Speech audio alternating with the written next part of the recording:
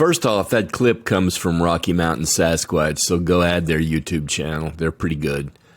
But next, Bigfoot. Oh my goodness, Bigfoot. Now, the first thing you got to realize when you're learning about this topic is that 99% of all the images and video you'll see are bullshit. They're fake. And of course, you know, you'll have to decide which one's for yourself. However, usually it's not that hard to discern between the wheat and the chaff. For instance, I think that intro was fake. Why?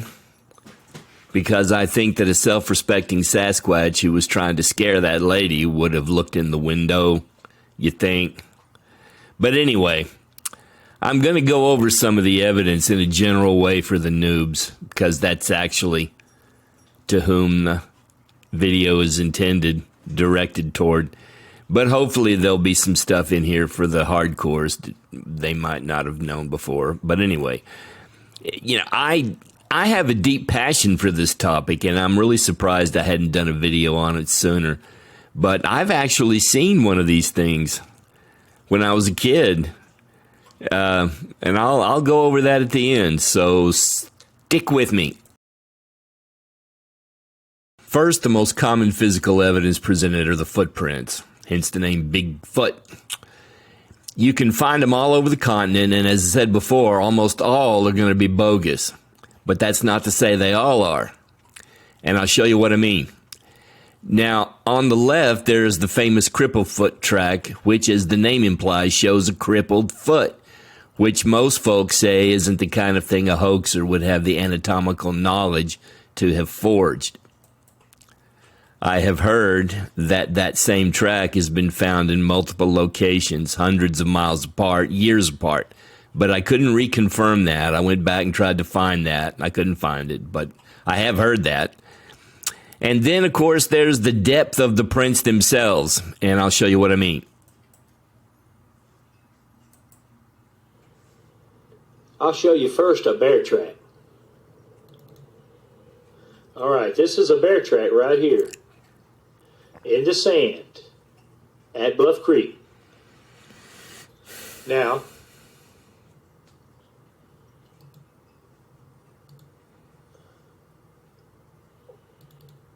Sasquatch track in the sand at Bluff Creek.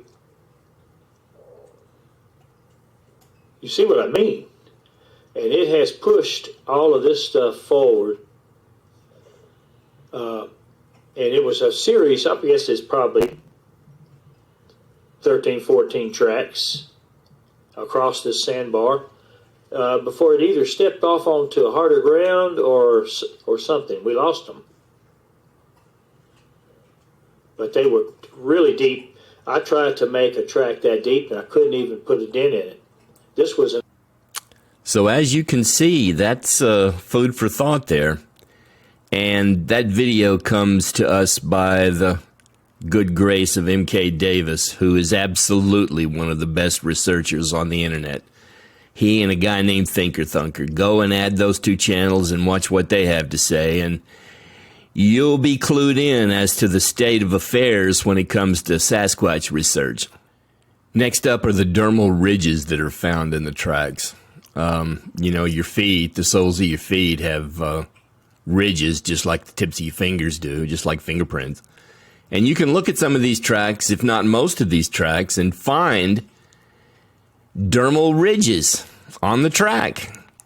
Now, and there's some pictures there, you know, to show you what I mean. That one there especially. But, you know, is that the kind of thing that somebody could fake? Well, yeah, I suppose it'd be a way to fake just about anything. But to fake thousands of tracks all across the continent, years and years apart, I don't think so. To me, that's pretty conclusive. To me.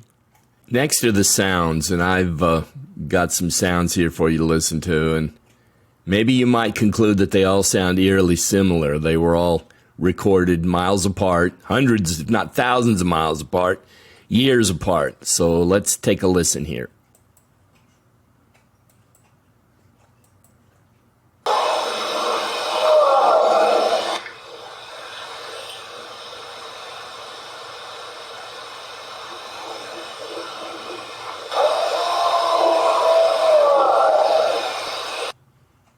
Now let's do the center here.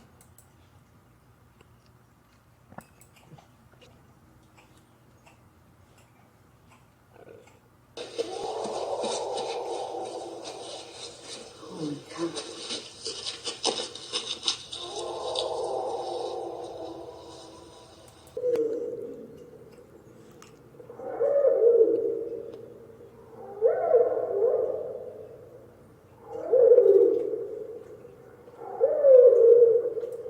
And now this last one is from Thinker Thunker's channel, and I can't praise this guy enough. He approaches the subject in a reasonable, analytical manner, and he presents all kinds of digital and audio evidence, video, you name it. Go at him. If you want to learn, go there. But let's listen to what these things sound like in this video. It's just right over here. It's the dogs right over there. Whatever it is over there. There's a bunch of them. They're talking. They're just communicating.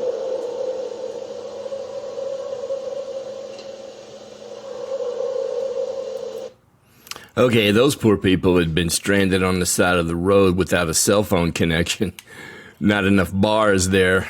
Anyway, I can only imagine what it would have been like to be stuck on the road hearing that just hundreds of yards off the road. But at any rate, that gives you an idea of the sounds. And to me, they all sound similar.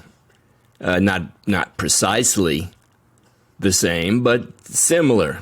And I think you might agree. Okay, next is biometrical analysis. In other words, body proportions. Now, all people have the same body proportions. Doesn't matter how tall you are, how short you are, how fat you are, you're still going to have the same basic body proportions. So it would follow that a Sasquatch would probably have different proportions. Probably. So anyway, Thinker Thunker has measured the body proportions of some of the more respected videos and compared them to humans and has found that they are in no way similar. So look at the bars there. Now the purple bars represent human body proportions, but the green represent the Sasquatch from the videos. And you can see that the guy in the fake suit on the left doesn't match up with the character or with the creature in the Patterson-Gimlin film to its immediate right. Also, the guy in the suit is one of about 7 guys who have purported themselves to have been in the Patterson film. His name's Bob Hieronymus, and that's him in the suit. He made that suit, and, you know, body proportions aside, that looks kind of laughable, don't you think? And you know, in all these years, you've had, I've heard 4, I've heard 7, but you've had multiple people purporting to have been in the suit, and yet no one's ever produced the suit. Think about that. Someone could have probably produced it, don't you think? But anyway, that's that, and then credit Mr. Thinker Thunker.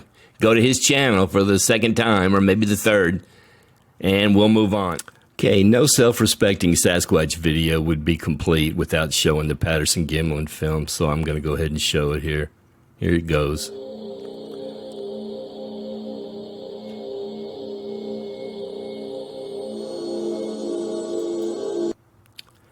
Now, there's an interesting backstory that's surfaced in the last few years, produced by M.K. Davis. And apparently there was a hunting party looking for these things that day.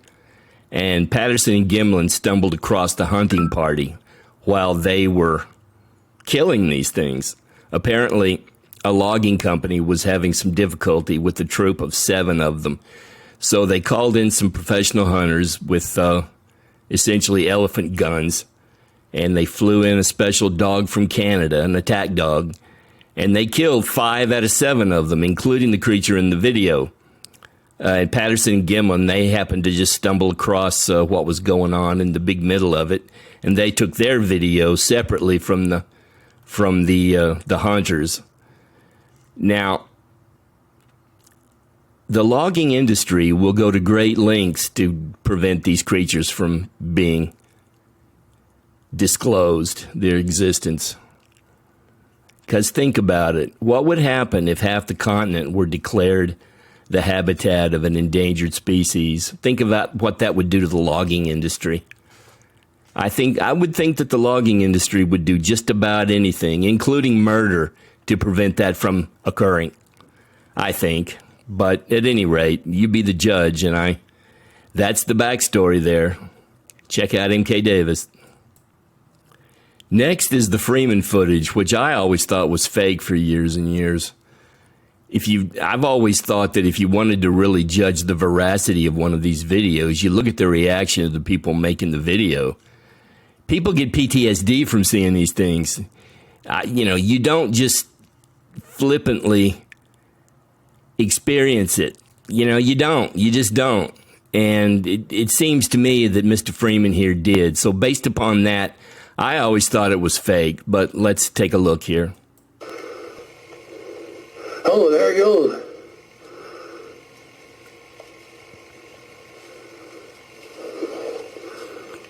This footage is considered to be the second best video evidence of the existence of Sasquatch. And I always thought it was fake because he's like, oh, there he goes. And I'm like, that's just not the way you're going to act. But Mr. Thinker Thunker did some biometrical analysis of the creature in the video, and he concluded that it was probably genuine. So much just shows how much I know. But seriously, though, I mean, you see these videos of they'll say that they saw Sasquatch, and they'll say something like, "Hi, I'm a man. What are you?" Or "Oh, you big, beautiful nature boy, I want to get some from you." People aren't going to act like that. They're just not. But anyway, let's look at another one. This one also, it's from Thinker Thunker. Let's take a look here and see what we've got. Let's see. Dr. Jeff Meldrum, who took a look at this and said, well, that could be anything, could be anyone, and he's right. But what interests me is what Mr. Anything out there is doing, which is watch him launch that tree. So the question is, how big, how long, how much does that tree weigh? Okay, and so he went through the video and showed that tree was really pretty big. And, even without the analysis, it looks pretty big just in the video. To be able to pick up a tree like that and chuck it like a spear, that would be prohibitively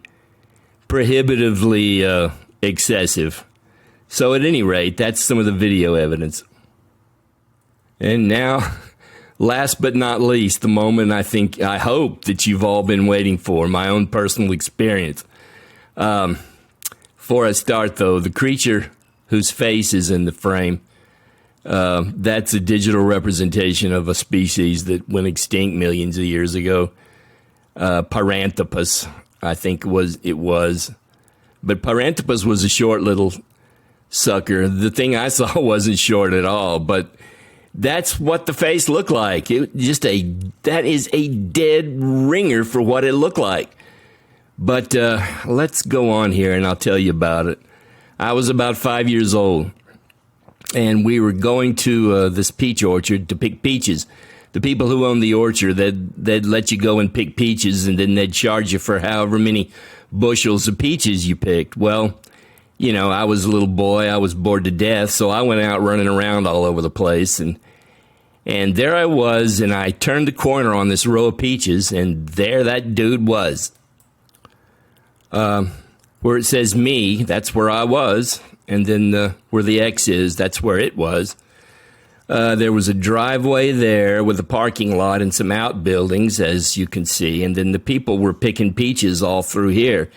Now, and that's an open field right there with the fence. Now, think about it. That dude penetrated that orchard in broad daylight.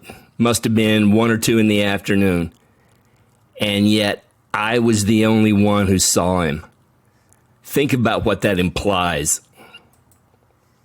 So when when people go out looking for these things, I'm always skeptical about whether or not they're going to find one because, you really aren't going to find them, not unless they want you to. Most of the sightings you see are all by accident, a creature coming across a road or what have you. Yeah, if they don't want to be found, they're not going to be found. But at any rate, it was about as tall as the peach tree, and it was about 2 to 3 trees away, and they plant trees about 10 feet apart, so 20 or 30 feet away. And there he was, man, just standing there smiling at me. And actually, I think I probably count myself lucky because, since then I've learned that these things have a propensity for snatching kids. But it didn't snatch me, and I was looking at him, and I didn't feel threatened. And I went back to my parents and told them there was a big monster, and they blew me off. And so when I went back, he was gone. But because I did go back, like I say, I didn't feel threatened, but you could just tell by looking at him. He was looking at his eyes, looking at his face. He was an apex predator, and he would have had no qualms about ripping my arms right off if he had half a mind to do it, and he wouldn't have thought twice about it. He would have ripped off my head and shit down my neck and laughed while he was doing it, because this guy didn't give a blank. I'm trying to tone my cussing down. So, I personally know they exist. That was 60 years ago, 1965, 64. Long time ago, but, it's not the kind of thing you forget, Maybe that's the reason why I've always been so inclined to think outside the box and accept new ideas and experiences. But at any rate, so what I've learned, if you're going to go out looking for these things, be armed. Be armed with a really high-powered caliber, a high-caliber weapon, at least .308 rifle, at least .44 Magnum pistol, or a big shotgun, 12 gauge. I mean, don't go out. I mean, because, there's also going to be bears and mountain lions and stuff.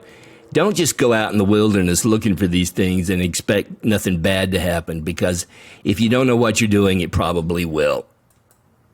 Also, these things, based on the one I saw, these guys are not these gentle giants peeking around behind trees and running away from you. If they're hungry, I wouldn't want to be around one. There are lots of instances of people disappearing, kids disappearing. If you see one of these things, get the hell out, go away, get gone as fast as you can. My advice would just be to not go looking for them in the first place and leave that to the experts. If you can go with an expert, that's okay, I guess. I don't know. Just my opinion. But anyway, if you liked the video, give me a subscribe and a like. And I hope you've may have learned something. And adios. Bye. Everybody talks to me about... I'm romantic. I would like Bigfoot to exist. I've met people who swear they've seen Bigfoot. And I think the interesting thing is every single continent, there is an equivalent of Bigfoot or Sasquatch. There's the Yeti, there's the Yari in Australia, there's the Chinese wild man, and on and on and on. And, I've had stories from people who, you have to believe them. So there's something, I don't know what it is.